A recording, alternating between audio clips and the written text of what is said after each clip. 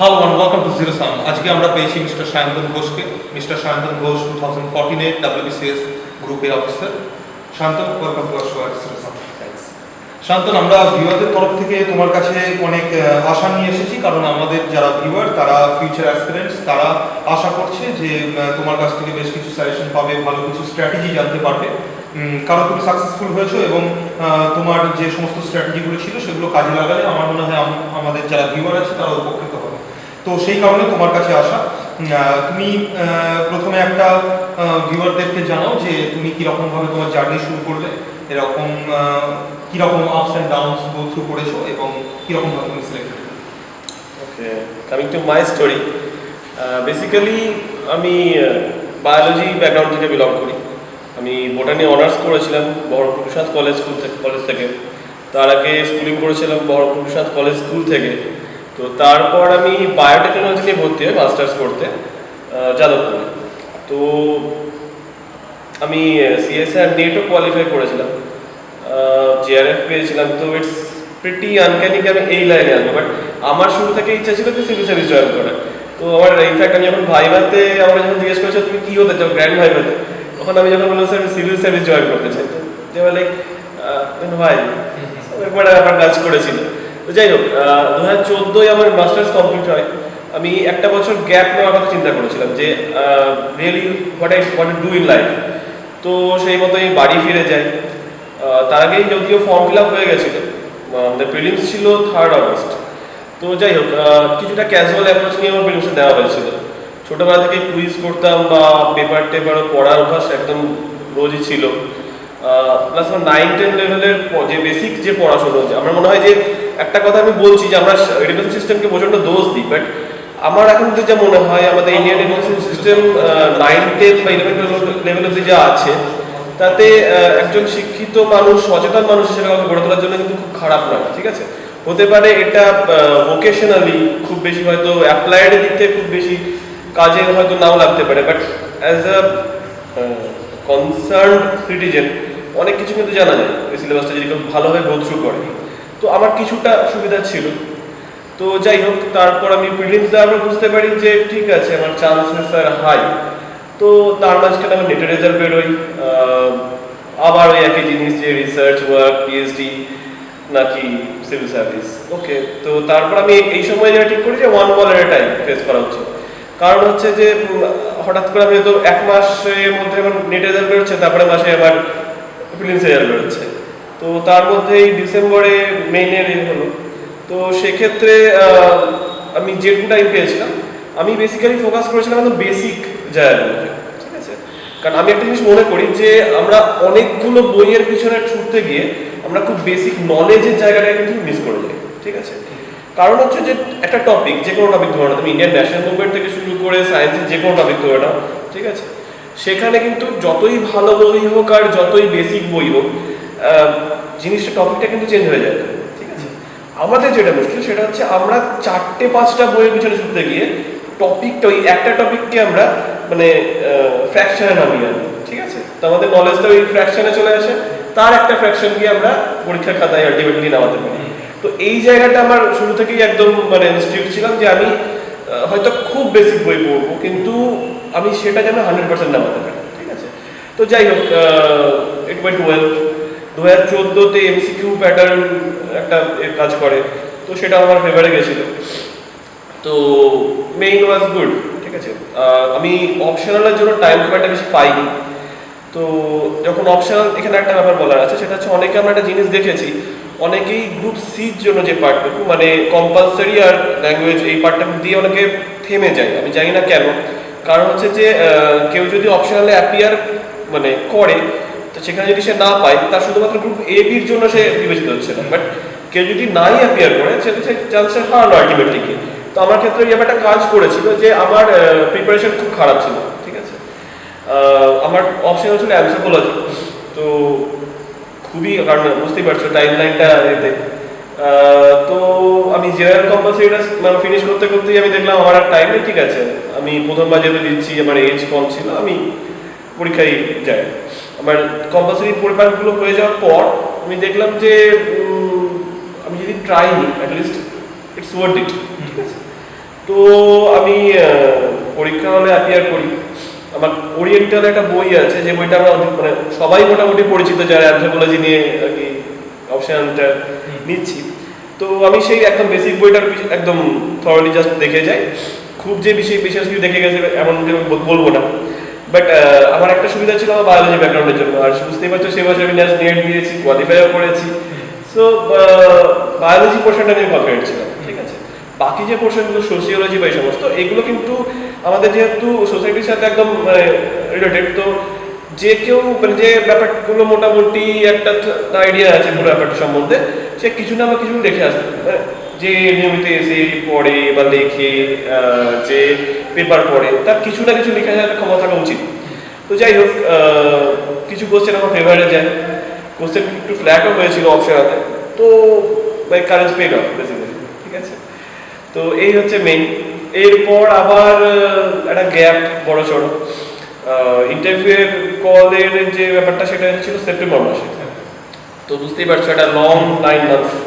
তো এর মাঝখানে আমি কলকাতা ব্যাক করি, রিসার্চের জন্য রাইজেট জয়েন করি। তো আমার একটা বেশ মজাদার ব্যাপার এখানে কাজ করেছিল, 9 সেপ্টেম্বর ডেটটা মনে থাকবে, কারণ সেই দিন আমার প্রজেক্ট অ্যালোকেট হয়।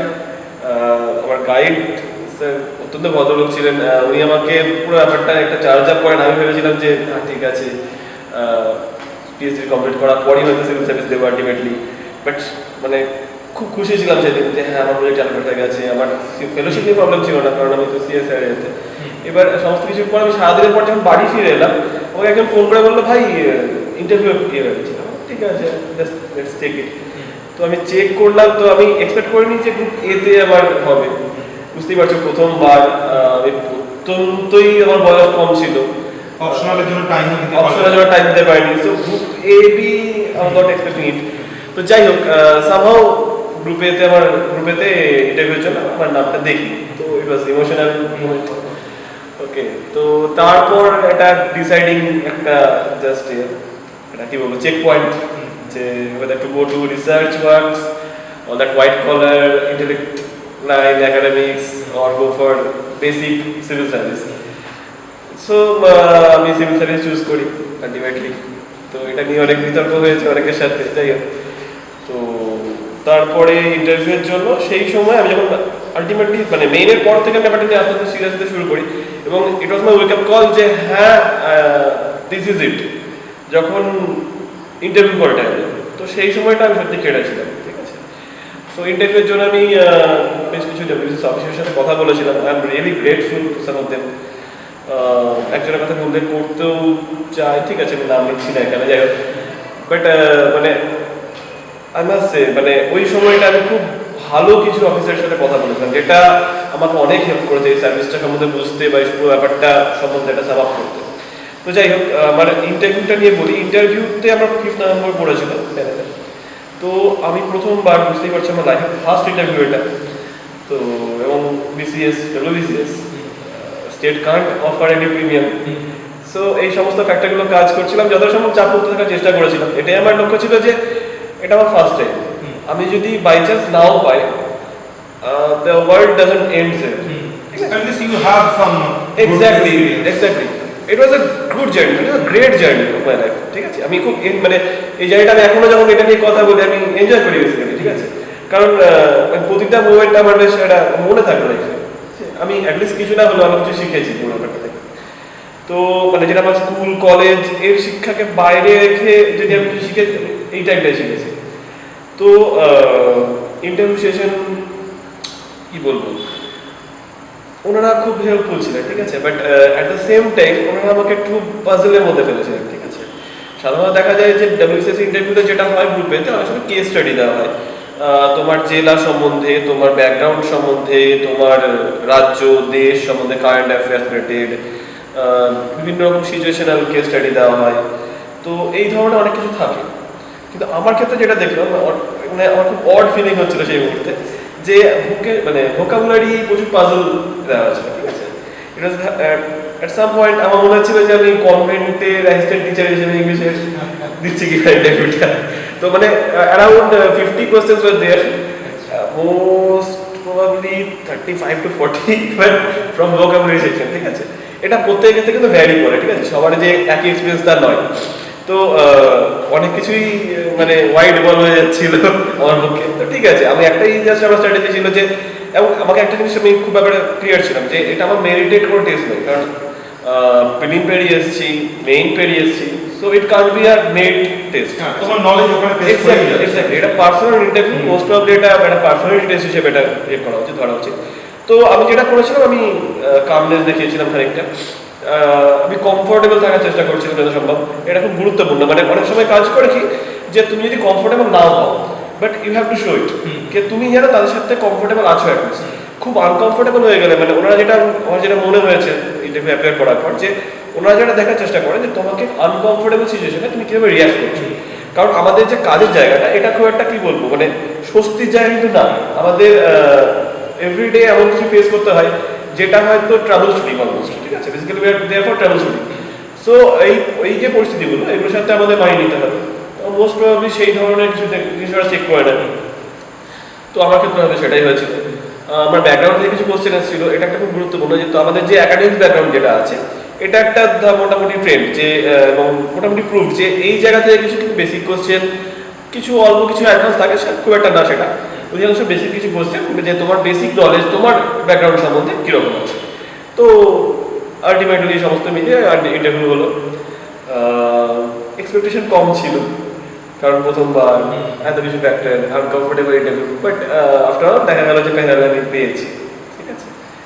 সো তারপর এই আমার জার্নি, এই আমার আপস্ট্রিম স্টোরি, ডাউনস্ট্রিম দেখা যাক কি হচ্ছে। Wonderful story. আমরা অ্যাকচুয়ালি মিস্টার ঘোষের ট্রেনিং ক্যাম্পে এসেছি। ট্রেনিং চলাকালীন আমাদেরকে এই টাইম দিয়েছেন, আমরা সেই জন্য খুবই ফর্চুনেট। এবার বিষয় যেটা, সেটা হচ্ছে যে একজন ব্যক্তি সিভিল সার্ভিসে জয়েন করলেন এবং তারপরে ট্রেনিং গো থ্রু করছেন। তো অনেক সিনিয়র অফিসারদের সাথে ইন্টারাকশন হচ্ছে, অনেক কিছু জানা যাচ্ছে। এখানে তো নিজেদেরকে ডেভেলপ করার অনেক স্কোপ দেওয়া হচ্ছে, সেগুলো করা হচ্ছে। তো আমার মনে হয় তুমি খুব ভালোভাবে সাজেশন দিতে পারবে আমার ভিউয়ারদের যে কি ধরনের ব্যক্তিত্ব তৈরি করা উচিত, তাদের অলরেডি কোন প্রসেসে থাকা উচিত, কীরকম একটা পার্সোনালিটি সিভিল সার্ভিসের জন্য সুটেবল, কোনটা থাকলে, কোন কোন ট্রেডসগুলো থাকলে সিভিল সার্ভিস জয়েন করাটা তাদের জন্য খুব সুটেবল হয়ে উঠবে। ওকে, দেখো আজকের দিনে দাঁড়িয়ে যদি আমি বলি যে civil service is the best option, then I am lying 100%। Okay, কারণ হচ্ছে এই মুহূর্তে আমাদের কাছে প্রচুর ক্যারিয়ার অপশন আছে, ঠিক আছে, এবং পার্সপেক্টিভের উপর ডিপেন্ড করে থেকে অনেক ভালো হয়তো ক্যারিয়ার অপশন থাকতে পারে। একদম বারবার বলেছি পার্সপেক্টিভের উপর ডিপেন্ড করে, ঠিক আছে, কারণ আমি অনেক কিছু ছেড়ে এসেছি কিন্তু এই জবটার জন্য, ঠিক আছে। তো সেই জায়গা থেকে আমার মনে হয়েছিল যে এই জবটা আমার সবচেয়ে বেশি করবে, এটা আমার জব স্যাটিসফ্যাকশন দেবে আমাকে।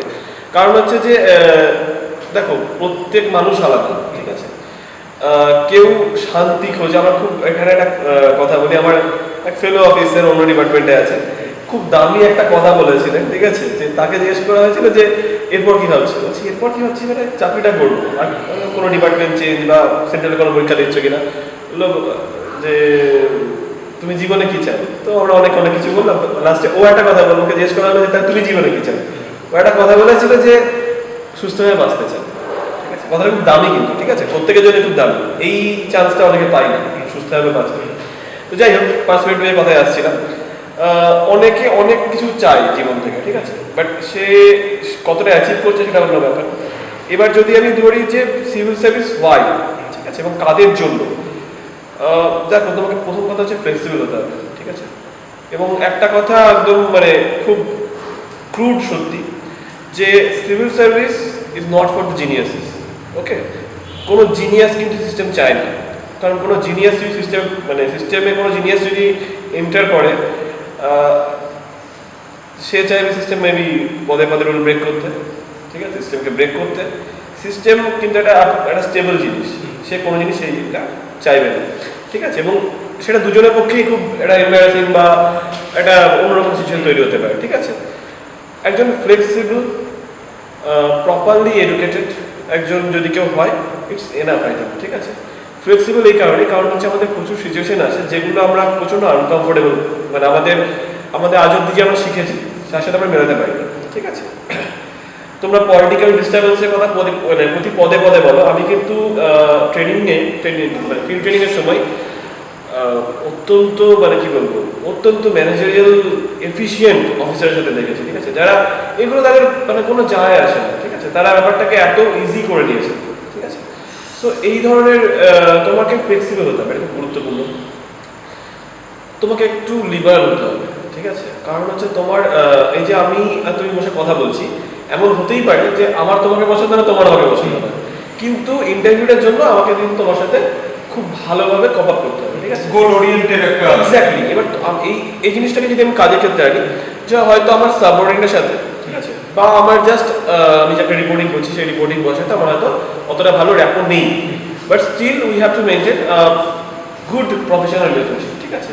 তার বাইরে আমাদের যদি পাবলিক ইউজ করতে হয়, অনেক সময় পাবলিক গ্রিভ্যান্স আছে নানা রকমের, ঠিক আছে, অনেক রকম অপ্রীতিকর পরিস্থিতি তৈরি হয়, ঠিক আছে।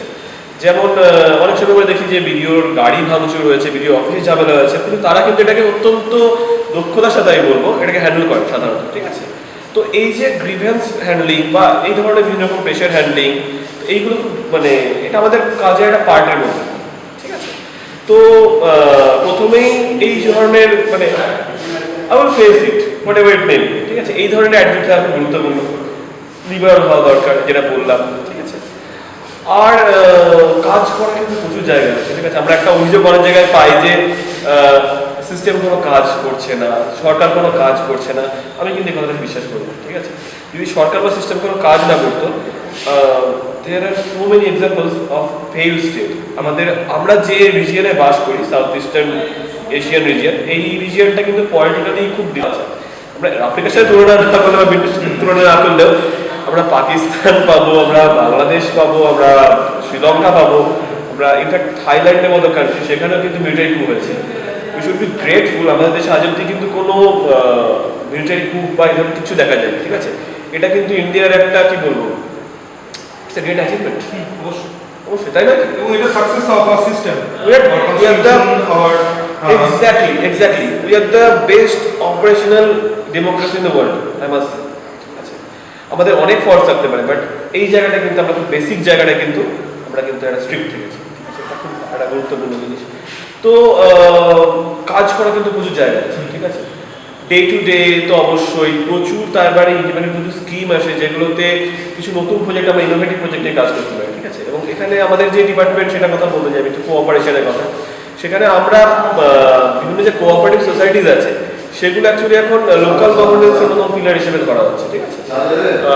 243 যে আর্টিকেলটা আছে সেখানে আমাদের যে মিউনিসিপ্যালিটি আর পঞ্চায়েত যে সিস্টেম, তার বাইরে কিন্তু কোঅপারেশনের জায়গা দেওয়া হচ্ছে। তাহলে এবং মনে হচ্ছে জিপি লেভেলে যেহেতু আমাদের বিভিন্ন সোসাইটিগুলো কাজ করে, যেহেতু গ্রাম পঞ্চায়েত লেভেল থেকে শুরু করে অ্যাপেক্স সোসাইটি অবধি আছে, ঠিক আছে। তো তারা যেভাবে দিনের পর দিন চুপচাপ যেভাবে কাজ করছে এবং তাদের যে গ্রিপ টোটাল মাসের উপর, ঠিক আছে, এটা অত্যন্ত আছে, মানে এটা খুব বড় অ্যাচিভমেন্ট। তারা ক্রপ লোন ডিস্ট্রিবিউট করে, তারা অন্যান্য বিভিন্ন রকম লোন ডিস্ট্রিবিউট করে, তারা অন্যান্য সেক্টরে প্রচুর হেল্প করছে, তারা বিভিন্ন যে সোসাইটিস আছে তারা বিভিন্ন বিজনেস করে দেখিয়েছে, ঠিক আছে। এবং সমস্তটা কিন্তু কর্পোরেট সিস্টেমে, ঠিক আছে, মাসকে কাজে, ঠিক আছে। তো তাদের যে মাস লেভেল ডেভেলপমেন্ট সেটার জায়গা কিন্তু একদম সাইলেন্ট হলেও সেটা প্রচুর একটা এক্সটেন্সিভ ওয়ার্ক চলে, ঠিক আছে। সো কাজের জায়গা কিন্তু প্রত্যেকে থাকে, ঠিক আছে। তুমি যে ডিপার্টমেন্টে যাও না কেন, তুমি যদি এক্সিকিউটিভে যাও, অবভিয়াসলি ভিডিও তো সবসময় কিছু না কিছু ডেভেলপমেন্টের কাজ করতে হয়, এরকম প্রতিটা জায়গাতে কিন্তু আছে, ঠিক আছে। এবং আমাদের একটা সত্যি কথা বলতে, আমরা এখন যে জায়গাটায় আছি, আমরা চাইলে অনেকের সাথে অনেক কথাবার্তা বলেও হয়তো কিছু সবাই মিলে একটা কিছু কাজ করার দিকে এগিয়ে যেতে পারে, ঠিক আছে। এই যে তুমি যেটা করছো, এটা ওপেন ফোরাম, এটা খুব দরকার ছিল বাংলায়, কিন্তু কারণ আমরা দেখেছি যে ইংলিশে বা ইংলিশের জন্য প্রচুর ফোরামস আছে, এটা বিসিএস এর জন্য ইন্টারঅ্যাক্টিভ কোনো ফোরাম কিন্তু খুব অভাব দেখা যাচ্ছে, ঠিক আছে। There are so many Facebook groups, but ওখানে ব্যাপারটা একটু অন্যভাবে কাজ করে, ঠিক আছে। দেয়ার হেল্প, আমি নিজেও কিছু হয়তো হেল্প পেয়েছি, ওখানে অনেকেই থাকে যারা অলরেডি বিজনেস অফিসার হয়ে গেছে বা কাজ করছে একেবারে অ্যাসপিরেন্ট হিসেবে, তো দ্যাট ইজ গুড। বাট একটা ওপেন ফোরামের জায়গাটা অন্যরকম, ঠিক আছে, একটা অর্গানাইজড ওয়েতে কাজ করা আর সবার সাথে মিলাটে সাথে করার কোনো পার্থক্য আছে, ঠিক আছে। তো এই ধরনের জাস্ট উদাহরণটা দিলাম। তো এরকম প্রচুর ইনিশিয়েটিভ অনেকে নেন, যেমন আমরা সুপার 30 দেখেছি, যেটা কিন্তু একদম আনকনভেনশনাল ব্যাপার ছিল। দুজন আইপিএস অফিসার, তারা তাদের অবভিয়াসলি তাদের সাবজেক্টে তারা their authority, but they choose to train the ITs, the future ITs, এবং তার ব্যাপারটা কতটা সাকসেসফুল আমরা দেখেছি আর কি, ঠিক আছে। তো জাস্ট এরকম উদাহরণ প্রচুর খুঁজলে পাওয়া যাবে, ঠিক আছে। তো এগুলো খুব গুরুত্বপূর্ণ, ঠিক আছে। তো তুমি যদি কাজ করতে চাও, এই ব্যাপারটা কিন্তু মোটিভেশনে আসা উচিত। মোটিভেশনের কথা যদি আসে, তোমরা যে কথা বলছিলাম খানিক্ষণ আগে আমরা দিনের মধ্যে, যে মোটিভেশন, ঠিক আছে। দেখো, state can't offer a premium job than this, okay. মাইনেটা খুব বেশি নয়, ঠিক আছে। প্রাইভেট কনসার্নে তুমি বেশি মাইনে পেতে পারো, বাট মাইনেটা এনাফ, ঠিক আছে, to live with the respect, the earning is good, ঠিক আছে। সম্মান আছে, ঠিক আছে। সম্মানটা আকাশ ছোঁয়া যায়, স্যালারির মধ্যে যে একই ব্যাপার, কিন্তু সম্মানটা অনেক, ঠিক আছে। এবং একটা পার্সোনালি তুমি কীভাবে কাজ করছো, তুমি কেমন মানুষ, তুমি কীভাবে ইন্টারাক্ট করছো, সেটার সাথে প্রচুর ডিপেন্ড করে যায়, ঠিক আছে। তার বাইরে কাজের স্কোপ, প্রচুর কাজের স্কোপ, ঠিক আছে। এটা নিয়ে কথা বলছিলাম, ঠিক আছে। কাজ তুমি কত করতে চাও, ঠিক আছে। System needs officers who can actually do work. তো এই তো হচ্ছে ব্যাপার মোটিভেশনের। দেখো, খুব ভালো অফিসার যারা প্রচুর ইনোভেটিভ কাজকর্ম করেছে, তাদের কিন্তু অনেক নতুন প্রজেক্টে অনেক স্বাধীনতা দেওয়া হয়, ঠিক আছে। তো তাদের যে এই যে তুমি কীভাবে কাজ করছো, তুমি ব্যাপারটা কীভাবে নিতে পারছো, সেটা প্রচুর ডিপেন্ড করে যায়। তো আমার মনে হয় যেখানে এই মুহূর্তে একটা চাকরির জন্য একটা কি বলবো, একটা ইনসিকিউরিটির মধ্যে কাজ করছে, সেই জায়গায় গভর্নমেন্ট জবস কিন্তু একটা অত্যন্ত লুক্রেটিভ ব্যাপার হিসেবে মনে হয়, ঠিক আছে। কারণ হচ্ছে দেখো, প্রাইভেট কনসার্টসে 2008-9 যে ডিসিশন এসেছিল, তারপর কিন্তু খেলাটা চেঞ্জ হয়ে গেছে। আমার প্রচুর বন্ধু আছে যারা ইনফ্যাক্ট যাদবপুর থেকে ইঞ্জিনিয়ারিং করেও দে আর নট সেটেলড ইয়েট, তো তারপরে তারা এমবিএ করার চেষ্টা করছে বা কিছু। তো আমার মনে হয় গভর্নমেন্ট জব ইজ গুড। কারণ আমি একটা খুব গুরুত্বপূর্ণ কথা বলতে চাই, বিসিএস, WBCS এটা কিন্তু অন্যতম একটা এক্সাম যেটা তোমার অ্যাকাডেমিক্স রেকর্ডকে খানিকটা হলেও পাশে সরিয়ে রেখে তোমার ভেতরে কি সেটাকে গুরুত্ব দেয়, ঠিক আছে। আজকের দিনে দাঁড়িয়ে এক্স্যাক্টলি তুমি পাস গ্রাজুয়েট হয়ে এখানে অ্যাপিয়ার করতে পারো, ঠিক আছে। You don't even need a master's degree, even in UPSC, ঠিক আছে। তোমার কোনো মাস্টার্স ডিগ্রি দরকার নেই, তুমি পাস গ্রাজুয়েট হয়ে জয়েন করতে পারো। তোমার 50% যে ম্যান্ডেটরি এই ব্যাপারটাও নেই, ঠিক আছে, যেটা অনেক পরীক্ষায় কাজ করে। তো এর বাইরে তুমি কতটা ছাড় চাও, ঠিক আছে। তো মোটিভেশন তো বললামই যে কটা জিনিস, ঠিক আছে। আর দেখো, প্রত্যেকের এই যেটা বললাম যে প্রত্যেকের নিজস্ব একটা পার্সপেক্টিভ থাকে জীবনের প্রতি, যে সে জীবন থেকে কী চায়। আমি চেয়েছিলাম একটা সম্মানজনক কেরিয়ার, ঠিক আছে, যেখানে আমি মানুষের জন্য কিছু করতে পারবো। একটা আমরা চায়ের দোকানে বসে, বন্ধুর বাড়িতে বসে, নিজেদের বাড়িতে বসে সিস্টেমকে প্রচুর গালাগালি করি, ঠিক আছে। চায়ের কাপ হাতে নিয়ে, কফির কাপ হাতে নিয়ে, সিসিডিতে বসে, দামি দামি রেস্টুরেন্টে বসে এই যে কাজগুলো করি, আমার একটা খুব মানে ওপেন অফার আছে, ঠিক আছে। যারা এই যে আমরা খুব করতে ভালোবাসি, intellectual white collars, please come to the system, let's change it, ঠিক আছে। আমরা চেঞ্জের কথা বলছি, let's do the change, let's be the change, ঠিক আছে। এটা খুব গুরুত্বপূর্ণ ব্যাপার। ইন্ডিয়া, আমরা নিউ ইন্ডিয়ার কথা বলছি মুখে, ঠিক আছে, দেখি করছি আলটিমেটলি অ্যাওয়ার্ড চলে যাচ্ছে। এই অ্যাপ্রোচটা আমি আমার চলে না, ঠিক আছে। আমাকে যদি কাজই করতে হয় তাহলে আমি মাটির দাঁড়িয়ে করবো, ঠিক আছে। এটা খুব গুরুত্বপূর্ণ। কারণ সাপোজ ধর আমি যদি এসে বাইরে চলে যেতাম, ঠিক আছে, জাস্ট আমি বলছি, তাহলে ওখানে কিন্তু আমি ফার্স্ট ক্লাস সিটিজেন হতে পারতাম না কোনো, ঠিক আছে। যারা ইন্ডিয়ান, যারা বিদেশে গিয়ে গ্রিন কার্ড নিচ্ছে বা অন্য কিছু, they doing good with their life, ঠিক আছে। বাট একটা জাস্ট ছোট্ট জিনিস আমি বলতে চাই, মানে ওরা এখানে টাকা প্রচুর ইনকাম করছে, মেবি ইটস গুড, বাট তারা কি ওখানে সেই সম্মানটা পাচ্ছে, ঠিক আছে, যেটা এখানে দাঁড়িয়ে আমরা সিস্টেমের সাথে কাজ করে মানুষের জন্য কিছু কাজ করার জন্য যে সম্মানটা আমরা আজকে হয়তো পেতে চলেছি সামনের দিনে, সেইটা আমার সার্ভিস লাইফে কী হবে। বাট এখন অব্দি আমার এক্সপেকটেশন ইজ কোয়াইট গুড। আমি এখন অব্দি ফিল্ড ওয়ার্কে যা দেখেছি, মানুষজনের কিন্তু এখন অব্দি আশা ভরসা আছে যে আমরা কিছু কাজ করতে পারি, ঠিক আছে। তো এই যে একটা সবসময় দেখানো হয় যে সিস্টেমের প্রতি মানুষের আস্থা হারিয়ে গেছে বা কিছু, বাস্তব চিত্র কিন্তু আমি এটা দেখতে পাই, ঠিক আছে। আমি একদমই মানে রিজেক্টই করবো না সাথে। তো এর থেকে বেশি মোটিভেশন আমার মনে হয় না দরকার আছে কারোর কাছে, ঠিক আছে। তো এই তো হলো মোটিভেশনের কথা। হ্যাঁ, খুবই দামি কথা অ্যাকচুয়ালি। মানে যখন মানে কোনো একটা সিস্টেমের ব্যাপারে তুমি ক্রিটিসাইজ করছো, মানে if you have problem either go and change it or accept. তো খুব স্ট্রেট ফরওয়ার্ড অ্যাপ্রোচ, এবং এইভাবেই অ্যাকচুয়ালি লিডার তৈরি হয়। মানে জিরো সাম যেটা করছে যে we are actually looking for great leaders of our future, and for future aspirants we actually want to inspire them to become great leaders. And সম্মান বা মানি বা এই সমস্ত জিনিসগুলো, এগুলো আমার মনে হয় বাই প্রোডাক্ট, মানে একটা লিডার অ্যাকচুয়ালি লিড করে, they are more than happy to be the part of the development process, লোকজনের জন্য কাজ করা, এই কারণেই আসে এই সার্ভিসে। এতে সেলফ স্যাক্রিফাইস অ্যাটিটিউড না থাকলে কমপ্লিটলি হয় না, কারণ তোমার কেরিয়ার একটা অপশন ছিল, লিউক্রেটিভ অপশন অফকোর্স, সেইটা ছেড়ে তুমি যখন ডিসিশন নিচ্ছ তখন of course you have something in you. And basically দেখো লিডারশিপের যে কথাটা আসছে, তোমায় কিন্তু এখানে প্রতিদিনই কিন্তু লিডার হিসেবে কাজ করতে হচ্ছে, ঠিক আছে? তুমি এক্সিকিউটিভ থেকে ধরো বা আমাদের সার্ভিসেই ধরো, অ্যাটলিস্ট তোমাকে একটা অফিস হোল্ড করতে হচ্ছে, ঠিক আছে? সাধারণত সেই অফিসে সিনিয়র মোস্ট তুমিই হবে, ঠিক আছে? তো সেই জায়গায় দাঁড়িয়ে, এবং অনেক ক্ষেত্রেই দেখা যাবে তোমার থেকে বয়স সবাই বড়, ঠিক আছে? তো সেই জায়গায় তাদেরকে নিয়ে পুরো সিস্টেমটাকে নিয়ে যে কাজ করা, ঠিক আছে? তো সেক্ষেত্রে কোচিং করতে কিন্তু লিড করতে হচ্ছে। পাবলিক টিমস তো আছেই, ঠিক আছে? তার বাইরে কিন্তু তুমি এতগুলো লোক কিন্তু তোমার লিডারশিপে কাজ করছে। তো সেই জায়গাটায় অবভিয়াসলি মানে যাদের মধ্যে লিডারশিপের ব্যাপারটা আছে, they are the most suitable I think. এবং শুধু তাই নয়, যখন অনেক ক্ষেত্রে সাধারণ মানুষের সাথে ইন্টারাকশন হচ্ছে, সেখানেও দরকার খুব এই কোয়ালিটিটা। আমার মনে হয় সায়ন্তন অনেকের জন্যই গ্রেট সোর্স অফ ইন্সপিরেশন, কারণ পড়াশোনা শুধু নয়, একটা ব্রাইট ক্যারিয়ার, সেখান থেকে একটা proper decision making, civil service join করা।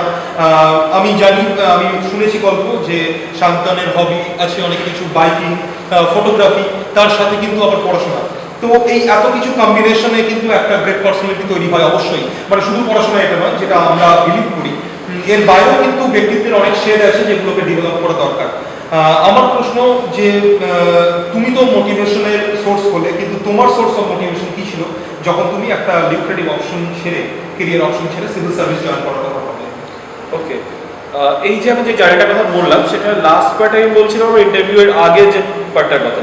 সেই সময় আমি পিএইচডি একটা ল্যাব জয়েন করেছিলাম, পিএইচডি আমার প্রজেক্ট অ্যালোকেট হয়ে গেছিল, সেই সময় সেটা ছেড়ে বেরিয়ে এসেছি। কেন ছেড়ে বেরিয়ে এলাম? দেখো মানে ওই সময় আমি অনেকের সাথে কথা বলেছি, অনেক কিছু, তাদের কাছে আমার মেয়ে অন্যতম কোশ্চেন ছিল যে ইজ ইট ওয়ার্ড, ঠিক আছে? একজন আমি করতে মানে I am really grateful to him, Debashis Chattopadhyay, উনি এখন কার্শিয়াং রিজনের এসডিও আছেন, ইজ এ গ্রেট পার্সোনালিটি। ওকে, মানে উনি আমাকে প্রচণ্ড ইন্সপায়ার করেছেন, এবং ওনার সার্ভিস লাইফের যে গল্পগুলো আমি শুনেছি, তো আমার শুরু থেকেই ব্যাপারটা কাজ করছে, আমি সিভিল সার্ভিস যেতে চাই, বাট তখন আমার যে কনফিউশন যেটা ছিল, ঠিক আছে, তো সেটা উনি আমাকে একটা খুব ভালো মানে সুন্দর গল্প বলে একটা মানে আমার লাস্ট বিন্দুটুকু কাটিয়ে দিয়েছিলেন, ঠিক আছে? সেটা হচ্ছে যে উনি বলেছিলেন ওনার এক বিদেশে থাকা বন্ধু, সে একবার তুমি তখন জঙ্গলমহলের একটি ব্লকের ভিডিও ছিলেন, তো ভিডিওশিপ পার্টিসিপেন্ট ছিলেন, তো তখন একটা ট্রাইবাল এরিয়ার একটা অনুষ্ঠানে তারা যান, ওই বিদেশের বন্ধুরি তখন সেখানে ছিলেন, তো তিনি তাকে ইনভাইট করেন যে ভাই তুই চল। তো তারা মাটিতে বসে একটা খেতে দেওয়া হয়, তো তিনি অতটাই আর কি সহজ ছিলেন ওদের লোকের সাথে, যে ভিডিও সাহেব আসছেন কিন্তু তিনি মাটিতে বসে খাবেন, এই যে ভরসাটা যে আমি তোমাদেরই লোক, আমি তোমাদের মধ্যে থেকেই, এই যে একটা খুব গুরুত্বপূর্ণ কথা বলতে চাই যে একটা স্তবারি জিনিসটা কিন্তু কাজ করা উচিত না আমাদের মধ্যে, ঠিক আছে? অনেকে ভাবে যে অফিসার হয়ে গেছি মানে আমি খুব বড় কিছু করে ফেলেছি, এই ব্যাপারটা আমি প্রথম দিন থেকে মাথা থেকে সরিয়ে ফেলতাম না, তুমি এই জবের জন্য অ্যাটলিস্ট সুইটেবল না, ঠিক আছে? কারণটা হচ্ছে আমাদের পাবলিক রিলেশন, ঠিক আছে? তুমি আর আমি যে সহজভাবে কথা বলতে পারছি, এই কথাটা যতক্ষণ না আমি সব আমরা ইকোনমিক্স বড় বড় কথাবার্তা পড়ি, বড় বড় কথাবার্তা লিখে আসি যে মার্জিনাল লোকজনের জন্য কাজকর্ম করা, প্রাইমারি ফেসিলিটিস, তো ভাই তুমি তাদের সাথে যদি স্নবারি নিয়ে মেশো, তুমি তাহলে তোমার শিক্ষা কী দাম দিচ্ছ? এই যে তুমি পরীক্ষাটা পেরিয়ে আসছো, তুমি সেটা কী দাম দিচ্ছ, তাই না? তো তাদের সাথে এই সহজভাবে মেশাটা, যেটা বলছিলাম যে তার বন্ধুটি মানে অভিভূত হয়ে যায় যে তোর সাথে এত ভালোভাবে এরা মিশে গেছে, যে তখন জঙ্গলমহল কিন্তু অসাধ্য টাইম চলছে, অলমোস্ট কিছু ভয়েস প্রবলেম ছিল, যাই হোক, তো তিনি এতটাই সহজ ছিলেন, ঠিক আছে?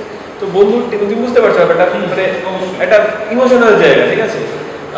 তো এইরকম অনেক ভিডিও আছেন যারা সেই ব্লগ ছেড়ে আসার সময় তাদের কাছ থেকে আত্মঘাত, সেই ব্লকের মানুষের কিছু পাওয়ার নেই, তাদের মানে তাদেরকে শেষ একবার মানে চলে যাচ্ছে ভিডিও সাহেব, তো তাদেরকে একবার দেখতে আসে, ঠিক আছে? তো সেইটা কিন্তু খুব বড় পাওয়া, ঠিক আছে?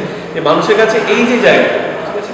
তুমি যে কথাটা বলে খুব ভালো কথা, যে স্যালারি, রেসপেক্ট, এই যে জিনিসগুলো আমি সাইডে সরে রাখি, যেগুলো আমাদের জবের সাথে সাধারণভাবে আসে, তার বাইরে এই যে জায়গাটা, ঠিক আছে, এটা কিন্তু খুব মানে ইমোশনাল একটা জায়গা, এটা মানে প্রত্যেকের কাছে অবভিয়াসলি ডিপেন্ড করবে, এবং অবশ্যই মেনে নিচ্ছে ব্যাপারটা যে ইমোশন ডিপেন্ড করে না অল, বাট এটা কিন্তু আমার কাছে খুব দামি ছিল, ঠিক আছে, যে এই যে টাচটা, যে আমাকে মানে আমি তাদের জন্য কতটুকু করতে পেরেছি, ঠিক আছে, বছর তাদের জন্য যে গভর্নমেন্টের স্কিমগুলো আছে সেগুলো ইমপ্লিমেন্ট করেছি, এবং যত সম্ভব দেখেছি যে ডে টু ডে যেটুকু মডিফিকেশনের দরকার সেই স্কিমগুলোর, যেটুকু আমাদের নতুন কিছু কাজ করার জায়গা থাকে সীমিত ক্ষমতার মধ্যে, অসীম ক্ষমতার কেউ অধিকারী নয়, ঠিক আছে, তো সেই সীমিত ক্ষমতার মধ্যে আমাদের যেটুকু কাজ করার জায়গা থাকে সেই কাজটুকু যদি আমরা যতটা ভালোভাবে করতে পারি, ঠিক আছে, কারণ আমরা হচ্ছে এন্ট্রি লেভেল অফিসার্স অ্যাকচুয়ালি, ঠিক আছে, আমাদের উপর স্তরে স্তরে আমরা ভবিষ্যতে জায়গায় যেতে পারবো, তো সেই লেভেল অফিসাররা যে ধরনের কাজকর্ম করে গেছে সেখান থেকে একটা ইন্সপিরেশন নেওয়া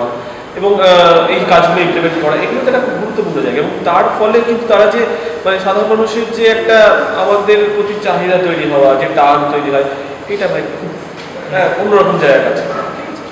তো এরকম অনেক মানুষ আছেন যাদের কাছে আমি গ্রেটফুল, যাদের আমার ইন্সপিরেশন অলমোস্ট, ঠিক আছে, বাট দেবাশিস স্যার উনি মানে আই এম রিয়েলি গ্রেটফুল।